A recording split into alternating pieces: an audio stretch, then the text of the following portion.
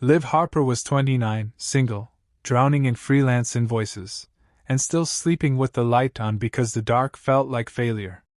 On the first day of January 2024, she stood in front of her bathroom mirror in mismatched socks and declared war on herself for the 17th year in a row. "I'm trying to become a morning person," she told the reflection that looked like it had been dragged through life backwards. "I'm trying to go to the gym. I'm trying to stop doom scrolling. I'm trying to be the kind of woman someone actually stays for." The word trying tasted like metal in her mouth. 3 weeks later she lasted.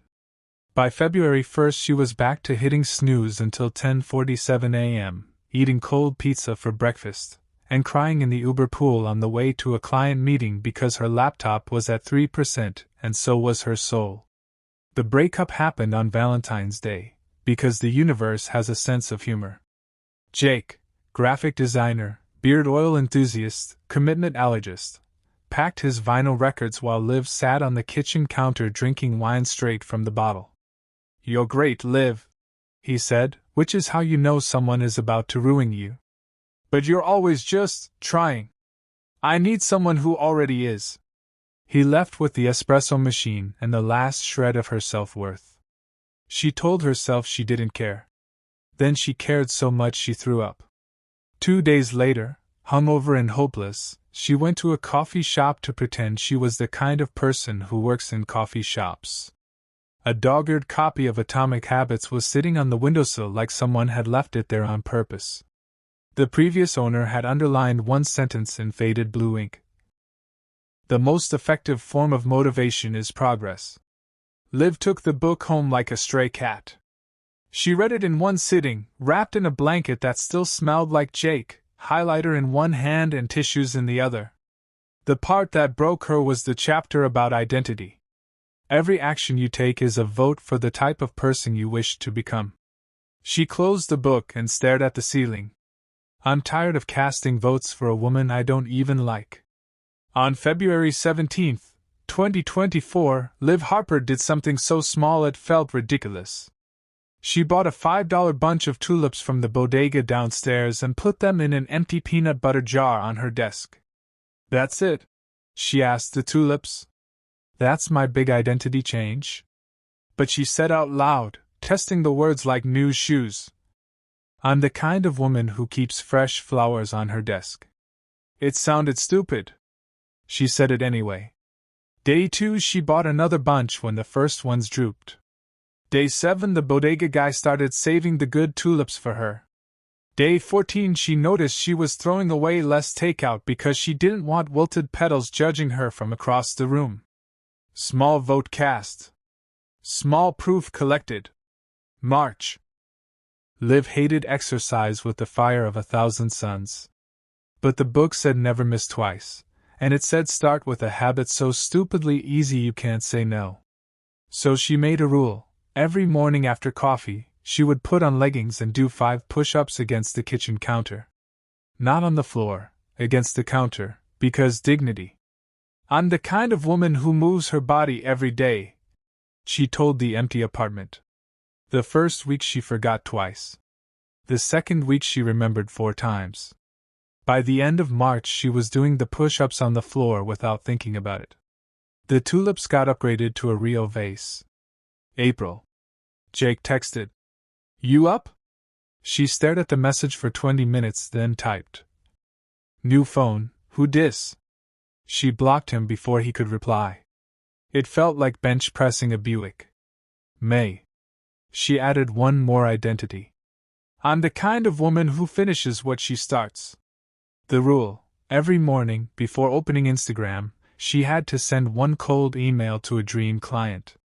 Just one. Subject line, 3 sentences, portfolio link. The bar was so low it was practically on the floor. She sent 22 emails in May. 18 were ignored. 3 said, "Not right now." 1 said yes to a $4,000 branding project. She printed the contract and stuck it on the fridge next to the tulips. June. Her best friend Priya came over and blinked at the apartment. "Girl, when did you become aesthetically pleasing?" Liv laughed so hard she snorted. I just started proving to myself who I am, one dumb little vote at a time. Priya picked up the vase. These are peonies. Peonies are bougie as hell. Liv shrugged. Bougie women buy peonies. July. She raised the bar. Push-ups became 20.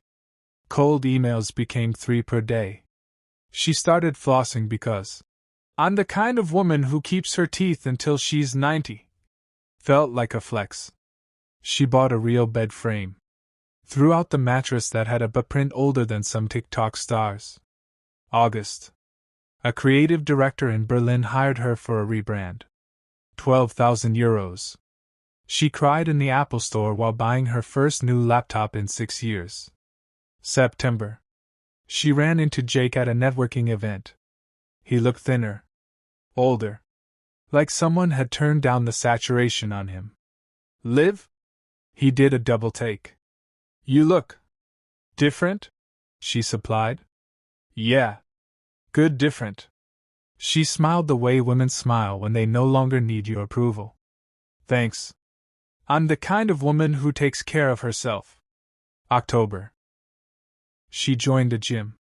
Not because she suddenly loved burpees, she didn't, but because the 5 a.m. class had the best coach and she was now the kind of woman who invests in herself.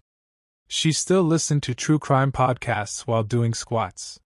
Some things are sacred. November. Revenue for the year hit 6 figures. She hired an accountant. She bought a couch that wasn't from Craigslist. December.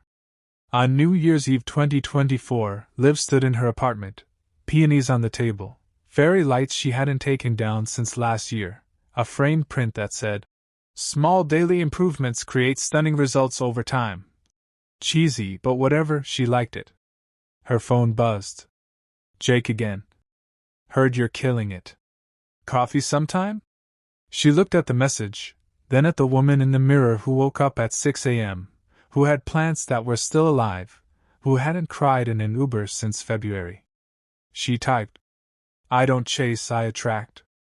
And right now, I'm attracting peace. Then she blocked him for the second and final time. January 1st, 2025. Liv Harper, 30, single, debt-free, 22% body fat, and the kind of calm that comes from knowing exactly who you are, stood in front of her bathroom mirror in very matched socks. She didn't make any resolutions. She just smiled and said, Good morning, gorgeous. Another day to prove it. Somewhere in the kitchen, fresh tulips were already waiting in their vase. She didn't need to try anymore. She already was.